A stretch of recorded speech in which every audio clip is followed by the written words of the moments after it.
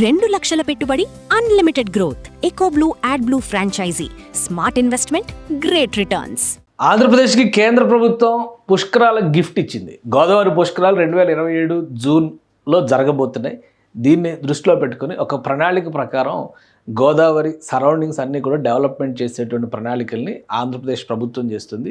తెలంగాణలో గోదావరికి, అలానే మహారాష్ట్రలో కూడా ఏర్పాట్లు జరుగుతున్నాయి. అయితే ఆంధ్రప్రదేశ్లో ప్రత్యేకంగా పోలవరం ప్రాజెక్టు నిర్మాణం జరుగుతున్నటువంటి ప్రాంతాల్లో ఒక బంపర్ ఆఫర్ 840 కోట్ల రూపాయలు వ్యయం చేసేటువంటి రోడ్ ఇన్ఫ్రాస్ట్రక్చర్ని డెవలప్ చేయడానికి కేంద్ర ప్రభుత్వం గ్రీన్ సిగ్నల్ ఇచ్చింది. ఈ మాట కేంద్ర మంత్రి నితిన్ గడ్కరీ స్వయంగా ట్వీట్ చేశారు. అందులో ఉన్నటువంటి విశేషాలు ఒకసారి మనం చూద్దాం. ఇది ఆంధ్రప్రదేశ్కి ఆయన ఇచ్చినటువంటి బంపర్ ఆఫర్ అనమాట. ఎందుకంటే ఆంధ్రప్రదేశ్లో పుష్కరాలు, ముఖ్యంగా గోదావరిలో పుష్కరాలంటే రాజమండ్రి దగ్గర మునగాల్సిందే నీళ్ళలో అనేటువంటి ఒక సెంటిమెంట్ ఉంటుంది. సో ఆ పరిసర ప్రాంతాలన్నింటి కూడా కిటకిటలు ఆడిపోతూ ఉంటాయి. దాదాపు 2-3 కోట్ల మంది భక్తులు ఒక ఆంధ్రప్రదేశ్లో గోదావరి పుష్కరాలకు వస్తారని చెప్పి అంచనా వేసిన మొత్తం 5 కోట్ల మందికి తగ్గట్టుగా ఏర్పాట్లు చేయాలనేటువంటి ప్రణాళికతో రాష్ట్ర ప్రభుత్వం ముందడుగు వేస్తుంది. ముఖ్యమంత్రి చంద్రబాబు నాయుడు 2 రోజుల క్రితమే గోదావరి పుష్కరాల ఏర్పాట్లపైన సమీక్ష చేశారు. మిగిలింది 10 నెలలే, వేగంగా పనులన్నీ ప్రారంభించండి అని చెప్పని సంకేతాలు ఇచ్చారు. దానికి తగ్గట్టుగా కేంద్ర ప్రభుత్వం ఇచ్చినటువంటి గిఫ్ట్ ఇది. In Andhra Pradesh we have approved 840.41 crores, 840 కోట్ల 41 లక్షల రూపాయలని for upgradation of 45 kilometre stretch Buttayagudem to ఎల్ఎన్డిపేట.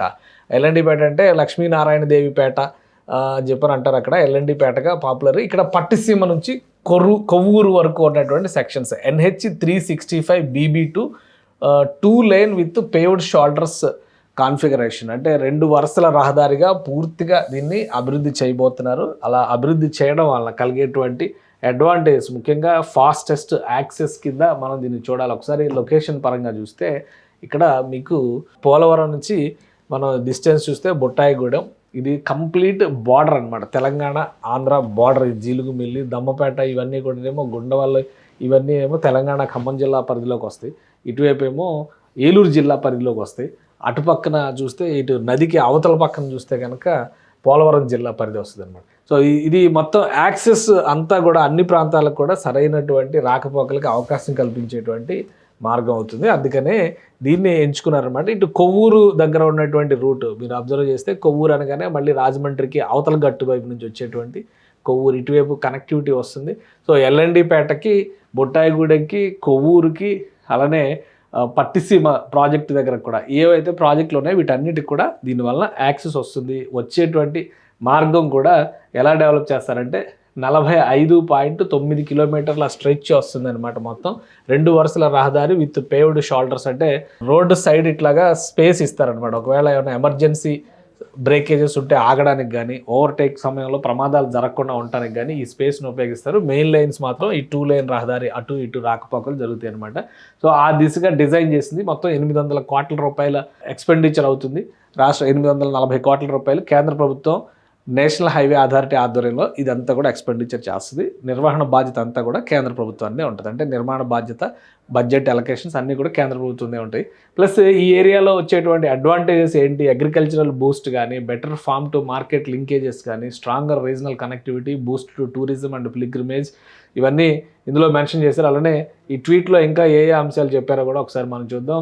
The project will significantly improve connectivity to the Polavaram irrigation project and surrounding villages. The region is agriculturally rich with tobacco, sugarcane, palm plantations. ఇక్కడ ఉన్నటువంటి వ్యవసాయానికి కూడా ఇది ఊపిస్తుంది. అలానే Polavaram project connect అవ్వడానికి కూడా అనుకూలమైనటువంటిది అవుతుంది. Improved road infrastructure will enable faster, safer and more efficient movement of agricultural produce to markets, strengthening the farm to market linkages and supporting local livelihood. అలానే upgraded highway will also enhance connectivity between Andhra Pradesh and Telangana, benefiting commuters, businesses and tourists. It will provide better access to important ghats along the Godavari, which attract devotees and visitors, holy baths and trips to the Polavaram Dam. So ఇది అన్ని రకాలుగా కూడా ఆ area economy పైన ప్రభావం చూపించేటువంటి నిర్ణయం అవుతుంది. మంచి రోడ్లు ఉంటే కనుక మంచి భవిష్యత్తు ఉంటుందని మనం ఎప్పటికీ ఒప్పుకోవాల్సిందే.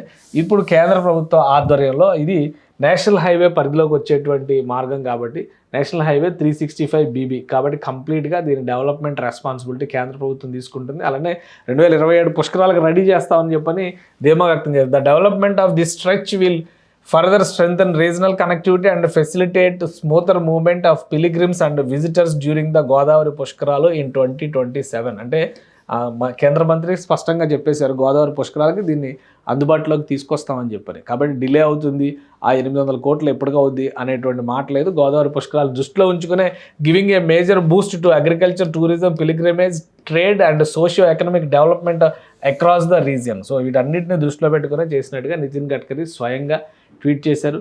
సో ఈ రూట్ వైజ్గా మనం చూస్తే కూడా లొకేషన్స్ వైజ్గా చూస్తే ఇవన్నీ చూడండి, ఇక్కడ లొకేషన్ క్లియర్గా కనిపిస్తుంది. ఈ లొకేషన్ పోలవరం దగ్గర నుంచి వచ్చేటువంటి ప్రాంతం బుట్టాయిగూడెం.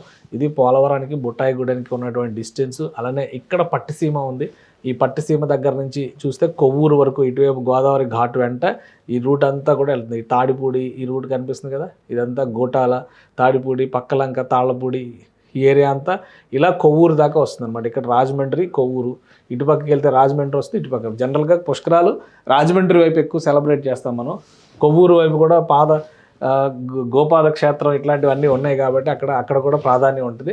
సో రెండు వైపులుగా ఈ స్ట్రెచ్ మొత్తానికి కూడా అడ్వాంటేజ్ తీసుకొచ్చేటువంటి ప్రాజెక్ట్ అవుతుంది. 840 కోట్ల రూపాయలని కేంద్ర ప్రభుత్వం వెచ్చించి 2027 పుష్కరాల నాటికి అందుబాటులోకి తీసుకురావాలనేటువంటి లక్ష్యంతో ఉంది. ఆల్రెడీ రాష్ట్ర ప్రభుత్వం ఘాట్ల development, amenities, facilities, tourist combinations, ముఖ్యంగా పిలిగ్రిమ్ కనెక్టివిటీని తీసుకొచ్చేటువంటి ప్రయత్నం ఆంధ్రప్రదేశ్ చేస్తుంది. సో ఈ 10 నెలల పాటు పెద్ద ఎత్తున గోదావరి తీరం వెంబడ అభివృద్ధి పనులు జరగబోతున్నాయి. గోదావరి పుష్కరాలని అత్యంత సురక్షితంగా నిర్వహించేందుకు కేంద్ర రాష్ట్ర ప్రభుత్వాలు ఈ ప్రణాళికలు రెడీ చేసినట్టుగా మనం అర్థం చేసుకోవచ్చు.